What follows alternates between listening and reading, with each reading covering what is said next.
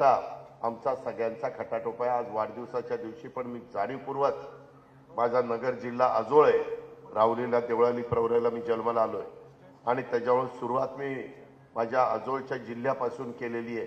पारनेर, नगर, श्रीगोंदा आणि नंतर कर्जत असं मी महाराष्ट्रातल्या अनेक भागामध्ये जाणार आहे। त्याच्यामध्ये माझ्या मायमाऊलींना खूप अडचणी येतात। मी अनेक वर्ष बघतोय बऱ्याचशा घरामध्ये माझ्या माता, भगिनी आणि मुली हे स्वतःच्या घरामध्ये राबत असताना खूप काटकसर करतात, स्वतःच्या पोटाला चिमटा देतात, परंतु घरातल्या कारभारी आणि मुलांना खुश ठेवण्याचा प्रयत्न करतात। स्वतःला थोडंसं काही नाही मिळालं तरी चालेल, परंतु आपल्या मुलाबाळांना मिळालं पाहिजे, आपल्या पतीला मिळालं पाहिजे, घरातल्या आपल्या वडीलधाऱ्यांना मिळालं पाहिजे। त्याच्यामुळे मी गरीब महिलांची ही दुःख गेले अनेक वर्ष समजत आलेलो आहे, पाहत आलेलो आहे आणि त्याच्यामुळे स्वतः अनेकदा उपाशी राहून स्वतःच्या गरजांच्याकडे माझ्या महिला मायमाऊली दुर्लक्ष करतात आणि महिला कशा कुटुंबासाठी राबतात हे मी सतत पाहत आलेलो आहे आणि त्याच्यामुळे माझ्या मनात होतं, आमच्या महायुतीच्या मनात होतं, आमच्या सर्वांच्या मनामध्ये होतं की आपण महिलांना त्यामध्ये त्या चांगलं काहीतरी द्यायचा प्रयत्न करायचा आणि मग आम्ही ही योजना 1,500 रुपये दर महिन्याला तुम्हाला देण्याची आणली। वर्षाला 18,000 रुपये आम्ही तुम्हाला देणार आहे, ते तुमच्या अकाउंटला येणार आहे। अट एवढीच आहे, तुमचं उत्पन्न 2.5 लाखाच्या आतमध्ये असलं पाहिजे कुटुंबाचं। मग त्याच्यामध्ये माझ्या शेतमजूर महिला येतील, शेतमजुरी करणाऱ्या, धुणं भांडी करणाऱ्या महिला येतील, कचरा गोळा करणाऱ्या महिला येतील, त्याच्यामध्ये काच गोळा करणाऱ्या महिला येतील, अशा प्रकारच्या समाजातल्या अनेक वर्गातल्या महिला येतील। आणि मायमाऊलींनो, हे करताना आम्ही जात बघितलेली नाही, फक्त ती महिला असली पाहिजे। ती मागासवर्गीय असली तरी तिला मिळणार, आदिवासी समाजातली असली मिळणार, मुस्लिम समाजातली असली मिळणार। ती फक्त 2.5 लाखाच्या आत पाहिजे तिचं उत्पन्न। ती सर्वसाधारणमध्ये असली तरी तिला मिळणार, ती ओबीसी मध्ये असेल तरी तिला मिळणार, त्याच्यात कुठल्याही भटक्यामध्ये मोडत असेल तरी तिला मिळणार। सगळ्या जाती 18 पगड जाती 12 बलुतेदार ह्यामध्ये ज्या ज्या महिला मोडतात त्या सर्वांना या योजनेचा फायदा 2.5 लाख उत्पन्न असणाऱ्या कुटुंबाचं त्याच्या आतमध्ये त्यांचं उत्पन्न पाहिजे, 2.5 लाखाच्या वरच्यांचं नाही। आणि ह्या प्रकारे हा कार्यक्रम चालला। 1 जुलैला कदाचित, आता जुलै महिना 22 तारीख आली, आज फक्त 8-10 दिवस राहिलेले जुलैचे आणि पुढे ऑगस्ट महिना आहे। मायमाऊलींनो, तुम्हाला जर जुलै महिन्यात फॉर्म भरता आला नाही काही अडचणीमुळं या ऑनलाईनमुळं, तर आपण अजिबात कुठली काळजी करू नका। ऑगस्टमध्ये पण तुम्हाला फॉर्म भरण्याचा अधिकार आहे। महिलांनो, बहिणींनो, मला तुम्हाला सांगायचं की ऑगस्टमध्ये फॉर्म भरला आणि तुम्ही लाभार्थी असला तरी जुलैचेही 1,500 आणि ऑगस्टचे 1,500 असे 3,000 रुपये आम्ही तुम्हाला रक्षाबंधनच्या दिवशी त्या ठिकाणी देणार आहे। रक्षाबंधन मला वाटतं ऑगस्टमध्ये 19 तारखेला आहे।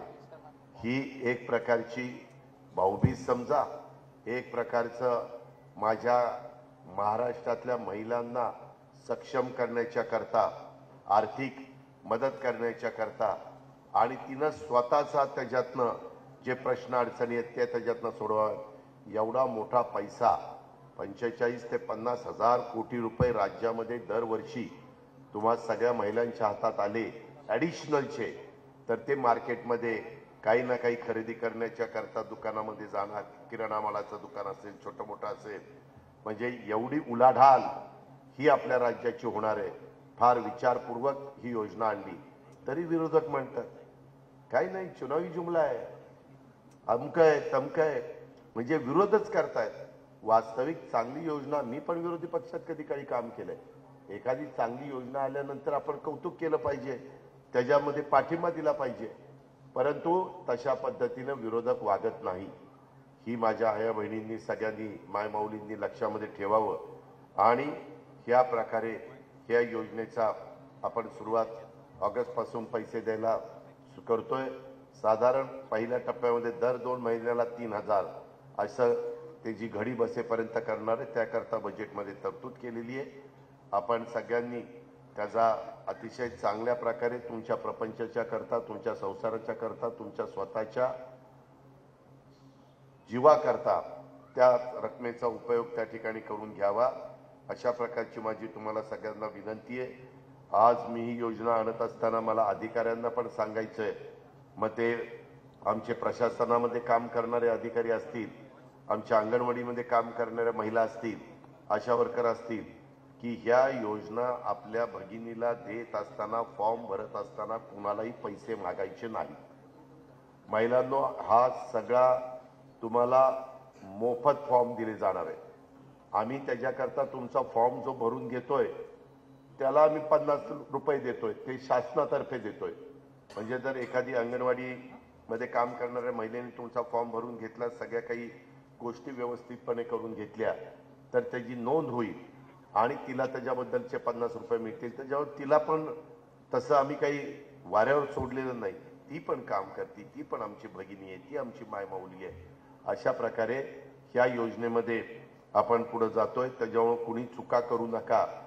जर अधिकाऱ्यांनी, तिथल्या कर्मचाऱ्यांनी, शासनाच्या कुणी पण, मग महसूल खात्याचा असेल, महिला बाल विकासचा असेल, मला तुम्हाला सगळ्यांना सांगायचं, अशा पद्धतीनं तुम्ही कुणाला पैसे मागण्याचा प्रयत्न केला आणि ते लक्षात आलं तर तुम्हाला आम्ही कामावरून काढून टाकू।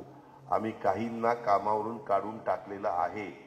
काही ठिकाणी मी ते तलाठ्यांनी काही चुका केल्या, त्या पैसे मागितले होते, पुरावे त्या ठिकाणी आले, त्या कॅमेऱ्यामध्ये ते सगळं हे झालं, कॅच झालं त्या सीसीटीव्ही कॅमेऱ्यात। असं होता कामा नये, ही पण बाब आपण सगळ्यांनी लक्षात घ्या।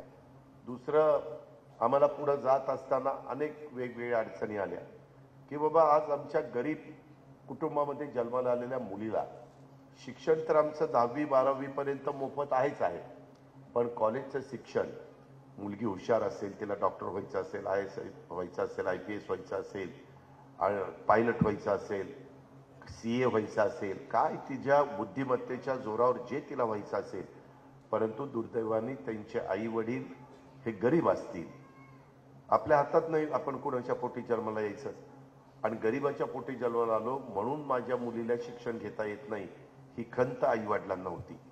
इतके दिवस आम्ही त्यांना 50% रक्कम त्यांची भरायचो सरकारतर्फे, पण 50% रक्कम भरून देखील राहिलेले 50% भरायला देखील त्या माझ्या कुटुंबाला शक्य नसायचं। आणि मग ते म्हणायचे, आता काय करते, आता ते शिक्षण सोडून, नाही आपली ऐपत। आणि मग कधी कधी मुली पण नाउमेद व्हायच्या, कधी काही वेगळा विचार करायचे, कुठं आत्महत्या करण्यापर्यंत मजल ह्याच्यामध्ये गेलेले आहेत। तशा घटना महाराष्ट्रात घडलेल्या आहेत। आम्ही सगळे एकत्र बसलो की बाबा मुलांना चांगल्या पद्धतीनं शिक्षण मिळतं, मुलींना का मिळू नये। आणि जगामध्ये ज्या देशामध्ये मुलींना अतिशय चांगल्या प्रकारे, महिलांना आर्थिक बाबतीमध्ये सक्षम करण्याचा प्रयत्न केला, त्यांनाचा मान सन्मान प्रतिष्ठा ह्या गोष्टी दिल्या, तिथं महिला पुढे आलेल्या आहेत, ते देश पुढे निघून गेलेले आहेत। त्याकरता छत्रपती शिवाजी महाराजांच्या महाराष्ट्रात, शाहू फुले आंबेडकरांच्या महाराष्ट्रामध्ये आम्ही असं ठरवलं की त्या गरीब घरामध्ये जन्माला आलेल्या मुलीला कॉलेजचं उत्तम प्रकारे शिक्षण घ्यायचं असेल, तिला उद्या नगर कॉलेजमध्ये किंवा आमच्या नगरमधल्या कुठल्या संस्थेमध्ये जायचं असेल, तर तिचे 50%च रक्कम मागच्यासारखी आम्ही भरणार नाही। आता आम्ही ह्या वर्षीपासून 100% रक्कम आम्ही भरणार। आम्ही म्हणजे सरकार भरणार। तुम्ही मुलींना त्या ठिकाणी शिकवा, मुलींना शिकवा, अजिबात त्यांना जी आवड असेल, जे शिक्षण असेल, डॉक्टर काय त्यांच्या मनात असेल ते त्यांच्यामध्ये करा। सरकार तुमच्या पाठीशी आहे, सरकार त्यांची 100% रक्कम भरायला तयार आहे। जसं माझी लाडकी बहीण करता 2.5 लाखाची मर्यादा आहे, त्याच्या आत उत्पन्न पाहिजे, इथं मात्र आम्ही उत्पन्न वाढवलंय। मध्यमवर्गीय मधला पण घटक त्याच्यात घेतलाय। 8 लाख रुपये वर्षाचं उत्पन्न असणाऱ्या, म्हणजे त्याच्या आत असणाऱ्या सगळ्या मुलींना आपण त्याच्यामध्ये घेतलेलं आहे। ही गोष्ट आपण सगळ्यांनी लक्षात घ्या। हे आम्ही तुमच्या करता करतोय। माझा गरीबामधल्या घरातल्या, मध्यमवर्गीय घरातल्या मुलीला देखील उत्तम प्रकारचं शिक्षण करता आलं पाहिजे। ती उद्याची कलेक्टर झाली पाहिजे, प्रांत मामलेदार, जे काही महत्त्वाच्या पोस्ट असतील तिथं मला माझी महिला दिसली पाहिजे, माझी मुलगी दिसली पाहिजे, माझी भगिनी दिसली पाहिजे, हा त्याच्या पाठीमागचा महिलांनो दृष्टिकोन आहे. ही पण गोष्ट आपण सगळ्यांनी ध्यानामध्ये घ्या. दुसरं आमच्या लक्षात आलं की हे कुणाकुणाला आम्ही देतोय 2.5 लाखाच्या आतमध्ये पिवळं रेशन कार्ड ज्यांच्याकडे, केशरी रेशन कार्ड ज्यांच्याकडे, अंत्योदयचं रेशन कार्ड ज्यांच्याकडे, ह्या महिलांना तिथं कुठली अडचण नाही. एकराची अट काढून टाकलेली आहे. त्याच्यावर जिरायत भागातला शेतकरी असेल तर त्याच्या पण भगिनीला मिळेल. एका कुटुंबामध्ये जास्तीत जास्त 2-21च्या पुढं महिला पाहिजेत. त्या कोणाच्या घरात परितक्त्या असतात, कोणाच्या घरात विधवा असतात, कुणाच्या घरात त्या ठिकाणी नणंद असते, कुणाच्या घरात आणखीन कोण असतं. तर 2 महिला असल्या तरी आपण ते देणार आहोत. ही पण बाब आपण सगळ्यांनी लक्षामध्ये घ्या. फक्त ही योजना तुमच्या करता आहे. कुठेही फसवणूक होऊन देऊ नका. कुठेही शासनाने ठरवलं त्या नियमाला बाधा येईल असं कुठलं गोष्ट आपण करता कामा नये. अशा प्रकारची माझी मायमाऊलींना आग्रहाची विनंती राहणार आहे. त्याचबरोबर मला एक कळलं की आता एवढ्या महिला इथं जमलेल्या आहेत. मी तुमचं स्वागत तर केलेलंच आहे. महिलांनो, तुमच्यापैकी किती जणांच्या घरामध्ये गॅस सिलेंडर आहे त्यांनी हात वर करा. तेव्हा सगळ्यांच्याच आहे. पूर्वी रॉकेल वगैरे लागायचं, केरोसिन लागायचं, आता सगळ्यांच्या आहे. गॅस सिलेंडरचे दर वाढले. केंद्र देखील तिथून काही मदत करतं. आम्ही विचार केला की बाबा आपल्याला सगळं शक्य नाही. आपल्याला रस्ते पण झाले पाहिजेत, लाईट पण मिळाली पाहिजे, पाणी पण मिळालं पाहिजे, सगळ्याच गोष्टी दर्जेदार आरोग्याची सुविधा पण आम्हाला तुम्हाला देता आली पाहिजे. शेतकऱ्यांना चांगलं बियाणं खतं देता आली पाहिजेत, भाव चांगला देता आला पाहिजे पिकाला. आणि मग इथं आपण किती मदत करू शकतो आम्ही सगळा हिशोब केला. साधारण आम्ही एका कुटुंबातल्या भगिनीला गॅस सिलेंडर तिच्या नावावर असेल तर तिच्याच अकाउंटला पैसे 3 गॅस सिलेंडरचे वर्षाला पैसे आम्ही तुमच्या अकाउंटला टाकणार. तो खर्च साधारण आमचा वर्षाचा 2,500 कोटी आहे. आणि महिलांना मुलींच्या करता शिक्षणाचा 2,500 कोटी असा तो 5,000 कोटी आहे. पण हरकत नाही, आपलं राज्य एक प्रगत राज्य आहे. आपल्या महिलांच्या करता ते करणं आमचं कर्तव्य आहे. आम्ही कर्तव्याच्या भावनेतनं करतोय. आम्ही गरिबांच्या करता करतोय. आम्ही आमच्या मायमाऊलींच्या करता करतोय. ह्या गोष्टी झाल्यानंतर तुमचे अनेक जण शेतकरी आहेत. तुम्ही पण शेतकरी घरात असाल. त्याच्यामध्ये विजेचं बिल ही एक आपली डोकेदुखी होती. ह्यावेळेस ज्याच्याकडे 3 हॉर्सपॉवरची, 5 हॉर्सपॉवरची, 7.5 हॉर्सपॉवर पर्यंत मोटारी आहेत, इलेक्ट्रिक पंप, इलेक्ट्रिक मोटारी, इथून पुढं त्यांनी इलेक्ट्रिक मोटारचं बिल भरायचं नाही. ते बिल माफ. फार महत्वाचा. यामध्ये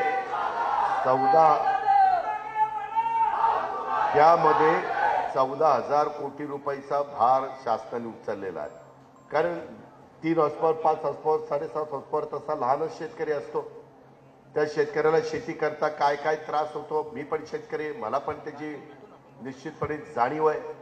आणि म्हणून महिलांनो, विरोधक टीका करतात सगळं महिलांना दिलं, पुरुषांना काय दिलं? त्यांना वीज माफी दिली.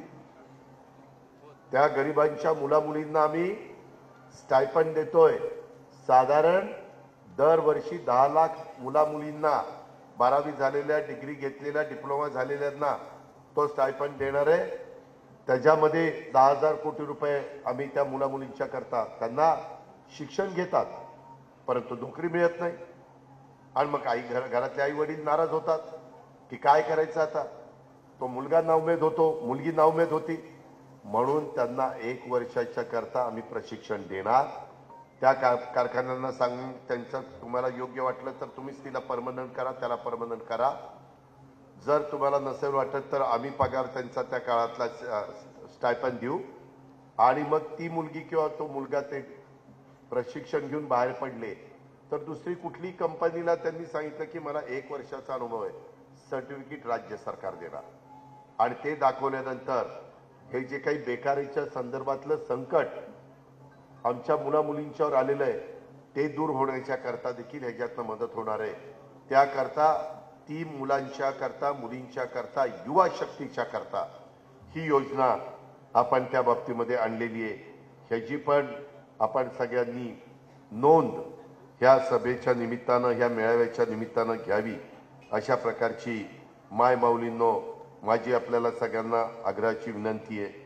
हे आपण अतिशय मनापासून लक्षामध्ये ठेवा। त्याचबरोबर आम्ही मुलींच्या करता अजून एक त्या ठिकाणी योजना आणली आणि त्या योजनेचं नाव आहे ते म्हणजे आपण पिंक रिक्षा। आता नगरमध्ये माझ्या माहितीप्रमाणे 17 शहरात नगर शहर घेतलेलं आहे।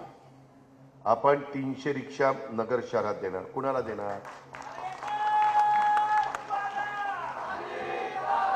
तुला नाही देणार, महिलांना देणार। त्यामध्ये ज्या गरीब महिला आहेत त्यांनी ऑटो रिक्षा शिकायची, त्यांचे 10% रक्कम तुम्ही भरायची। 3.5 लाखाची त्या रिक्षाला डिझेल लागत नाही, पेट्रोल लागत नाही, लाईटवर चार्जिंग करायचं। चार्ज झाली की ती रिक्षा दिवसभर चालते। त्या महिलेनी समजा 35,000 रुपये तिला स्वतःचे घालावे लागतील, 70,000 रुपये राज्य सरकार तिचं भरेल। 10% तुमचे, 20% राज्य सरकारचे, 70% बँकेचं लोन। तिचा कलर पिंक असणार आहे आणि ती पिंक रिक्षा म्हणून ओळखली जाईल।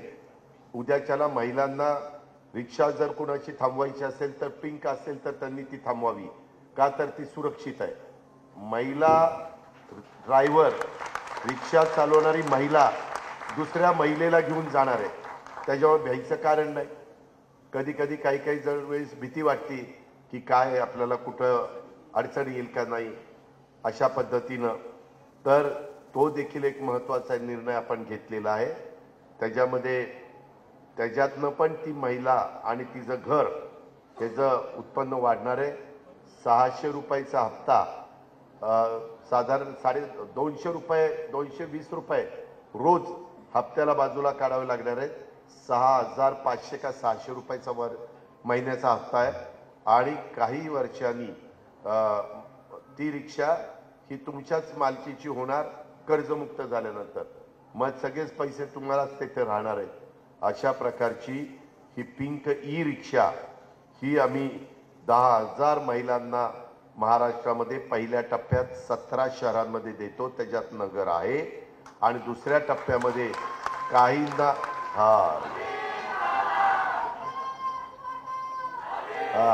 हिला मिळणार मित्र भगिनींनो। त्यामध्ये आता हे देत असताना साधारण आम्ही ह्या एक कार्यक्रम तुमच्याकरता आणलेला आहे, त्याच्यामध्ये बरेच वीज सवलत आणलेली आहे। दुसरी एक माझ्याकडे सतत आमदार तक्रारी करायचे, लोकप्रतिनिधी तक्रारी करायचे, कार्यकर्ते तक्रार करायचे की दादा आम्हाला विजेचं कनेक्शन मिळत नाही। आम्ही सौर ऊर्जा पंप यंदा महाराष्ट्रामध्ये शेतकऱ्यांना 8.5 लाख सौर ऊर्जा पंप देतोय। तो पंप तुम्ही बसवला तर तुम्हाला विजेची वाट बघायची नाही। वाट कुणाची बघायची? सूर्य उगवायची। 8 ला सूर्यप्रकाश पडला त्या पॅनलवर, त्याच्यातून वीज तयार होणार आणि त्याच्यावर तुमचा पंप चालणार। संध्याकाळी 6 वाजले, सूर्यास्त झाला की मोटर बंद, त्याच्यामध्ये कुठलंही बिल नाही, काही नाही। आता तर तुम्हाला मोफतच आहे। दिवसभर माझ्या कारभाऱ्यांनी किंवा शेतकऱ्यांनी शेतात काम करावं, रात्री कुटुंबामध्ये यावं, जो तिथं जेवावं, खावं, मुलाबाळांचं सगळं पाहावं आणि ह्या पद्धतीनं तो एक मोठा त्रास रात्रीचा शेतामध्ये जाऊन विंचू, काटे, बिबटे अशा बऱ्याच गोष्टी असतात, त्याच्यातनं आम्ही मार्ग काढलेला आहे। आपल्या नगरमध्ये दुधाचा व्यवसाय मोठा आहे, महाराष्ट्रात आहे। ते सगळ्यात शेतकरी दूध उत्पादक म्हणायचे, आम्हाला काय? काही जण टीका करतात, अरे ह्यांचं महिलांकडेच लक्ष आहे, भावांकडे लक्षच नाही। आता भावांच्या करता वीज माफी दिली, भावांच्या करता 5 रुपये लिटरला दर वाढवून दिलेला आहे दुधाला, म्हणजे तुम्हाला जो मिळेल तो मिळेलच, अधिकचे 5 रुपये सरकारकडनं त्या दूध उत्पादक शेतकऱ्याला मिळणार आहेत। अशा पद्धतीनं आपण केलेलं आहे। 1 रुपयामध्ये पीक विमा आमचा भाऊ जो शेतीवाडी करतोय त्याला 1 रुपयात पीक विमा आम्ही त्या ठिकाणी देतोय आणि ह्याच्यातनं फार मोठ्या प्रमाणावर शेतकऱ्यांना 1 कोटीपेक्षा जास्त शेतकऱ्यांना महाराष्ट्रातल्या मदत होते। अशा खूप चांगल्या योजना आम्ही महिलांच्या करता, पुरुषांच्या करता, युवा शक्तीच्या करता, तरुणींच्या करता आणलेले आहेत आणि ते मला आज तिथं जाऊन तुम्हाला संवादाच्या स्वरूपामध्ये सांगायचं होतं म्हणून आज मी आलोय। खरं तर मध्ये मला अहमदनगर जिल्हा ऑटो रिक्षा टॅक्सी चालकांनी एक निवेदन मालक संघटनेने दिलेलं आहे। मध्ये माझ्याकडे संग्राम जगताप आलेले होते आणि ते म्हणले, दादा महाराष्ट्रातील 25 लाख परवानाधारक ऑटो रिक्षा फिटनेस लेट त्याच्यामध्ये 50 रुपये दंड कायमस्वरूपी रद्द करावा, रोज 50 रुपये दंड आकारण्यात येत होता। त्यामध्ये संग्रामनी ह्या सगळ्या रिक्षावाल्यांचं नेतृत्व आमच्यापाशी केलं। आम्ही आणि मुख्यमंत्र्यांनी सगळ्यांनी लक्ष घातलं आणि तो 50 रुपयाचा दंड तुमचा रद्द केलेला आहे। आता शेतकऱ्यांची माझ्या रिक्षा चालकांची मागणी आहे, मालकांची मागणी आहे की बाबा हे कायमचं करा। त्याच्यात पण आम्ही सकारात्मक निर्णय घेऊ, तुम्ही काळजी करू नका। सरकार तुमचं आहे, सरकार सर्वसामान्यांचं आहे, त्याच्यामुळं तुम्ही अजिबात ह्या बाबतीमध्ये काळजी करू नका। समाजातल्या ज्या घटकाला अडचणी येतात, समस्या येतात, त्या समस्या सोडवणं हे शासनाचं प्रथम कर्तव्य आहे।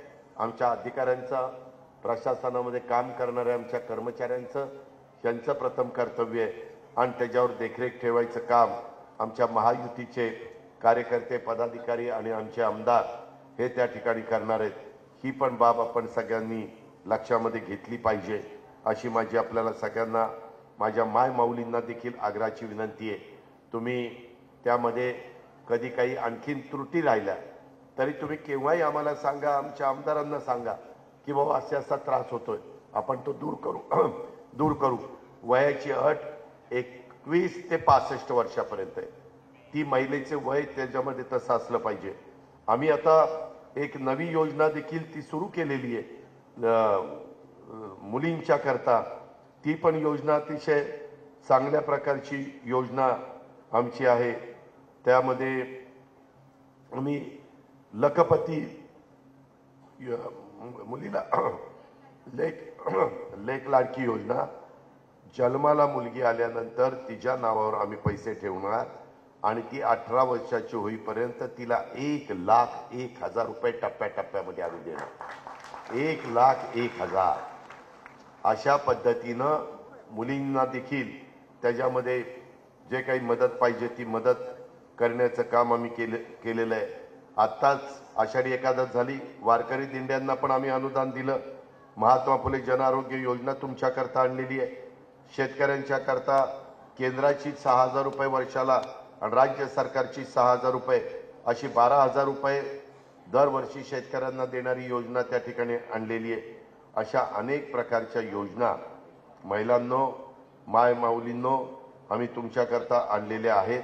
त्या योजनेचा पुरेपूर फायदा आपण घेतला पाहिजे अशी माझी तुम्हाला सगळ्यांना आग्रहाची, नम्रतेची, कळकळीची विनंती आहे। त्याच्यामध्ये अजिबात गाफील राहू नका। अजून कुठं काही प्रश्न असतील तर माझं भाषण झाल्यानंतर मी काही 2-4 महिलांना प्रश्न विचारायच्या करता वेळ देईल, परंतु ह्या सगळ्या योजना आपण गरिबी कमी करण्याच्या करता, तुमच्या माझ्या महाराष्ट्राचा विकास करण्याच्या करता, महिलांना कोणतरी आमच्या पाठीशी आहे, माय माऊलींच्या पाठीशी कोणतरी आहे हे सिद्ध करण्याच्या करता ह्या योजना तुम्हाला आणलेल्या आहेत। त्याचा पुरेपूर आपल्या कुटुंबाकरता, तुमच्या स्वतः करता, माझं पहिलं म्हणणं आहे की तुमच्या स्वतः करता त्याचा जास्त तुम्ही कसा फायदा उचलता येईल याबद्दलचा प्रयत्न जरूर माय माऊलींनी करावा आणि ही योजना पुढं कायमची चालू राहण्याच्या करता। काही जण म्हणतील, अरे आता उद्या निवडणुकीच्या नंतर काय होणार? माझ्या माय माऊलींना सांगायचंय, तुम्ही पुन्हा आमच्या महायुतीच्या आमदारांना निवडून द्या, पुढं कायमची योजना चालू राहण्याचा वादा हा अजितदादा तुम्हाला करतोय। मी शब्दाचा पक्का आहे, त्यामध्ये कुठलाही बदल होणार नाही। त्याकरता ती एवढी मदत मात्र तुम्हाला त्या बाबतीमध्ये करावी लागेल। अशा प्रकारचं आव्हान, तो तुमचा अधिकार आहे, तुम्ही मतदार राजा आहात. विनंती करण्याचं आमचं काम आहे, समजून सांगण्याचं आमचं काम आहे. ऐकायचं, काय करायचं तो निर्णय तुमचा आहे. हे माझ्या मायमाऊलींनी लक्षात ठेवावं, माझ्या मुलींनी लक्षात ठेवावं.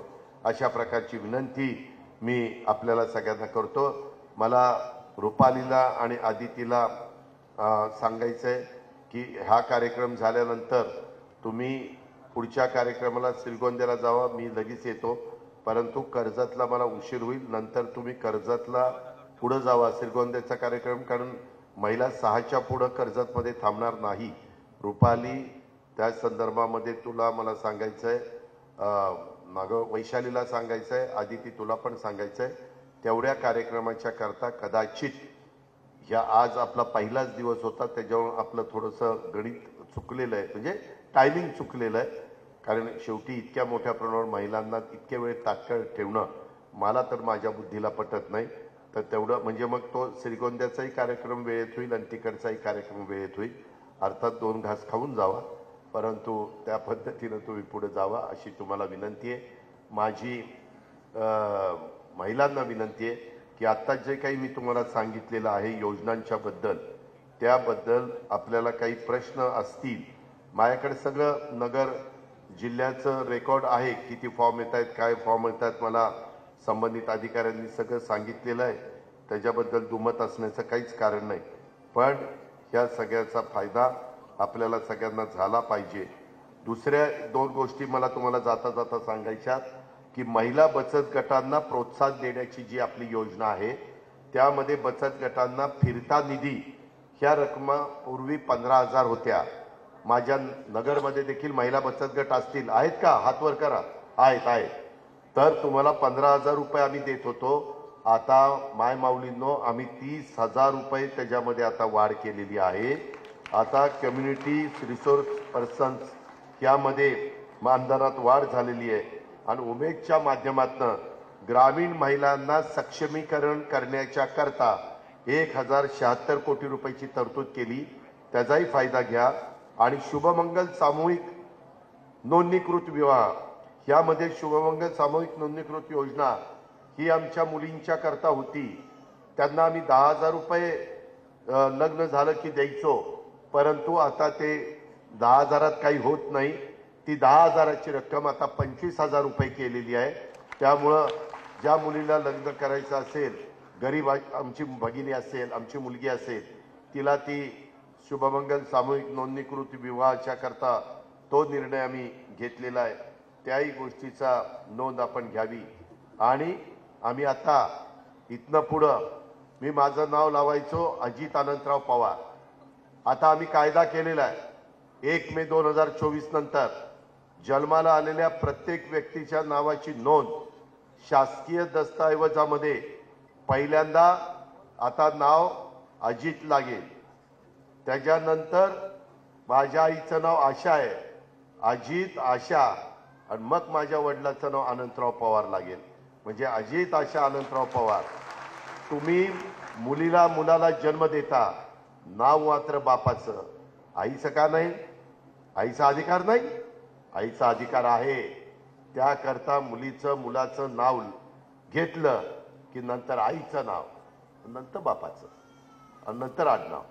एवढा मान आम्ही तुम्हाला त्या ठिकाणी दिलेला आहे. अशा पद्धतीनं क्रमाने आम्ही ते बंधनकारक केलेले आहे. खूप चांगल्या योजना मायमाऊलींनो आम्ही तुमच्याकरता आणल्यात. त्याचा आपण फायदा घ्या. त्याच्यातनं मुलींना दर्जेदार शिकवा. त्याच्यातनं प्रपंच तुमचा पुढे आणा. तुमचं आर्थिक उत्पन्न वाढवा. आणि ह्या सगळ्या राज्य सरकारच्या लोकोपयोगी योजनांचा आपण निश्चितपणे तुम्हाला मदत करणाऱ्या योजनांचा त्या ठिकाणी उपयोग करून घ्या. अशा प्रकारची आग्रहाची विनंती करतो. पुन्हा एकदा एवढ्या मोठ्या संख्येने तुम्ही इथं उपस्थित राहिला त्याबद्दल मी माझ्या ज्यांनी हे आयोजन केलेलं आहे त्या सगळ्यांना मी मनापासून धन्यवाद देतो. माझ्या महिला भगिनींना देतो, माझ्या आमदारला देतो, बाकीच्या सगळ्यांना, संपतरावला देतो, सगळ्यांनाच देतो. थांबतो. जय हिंद, जय महाराष्ट्र.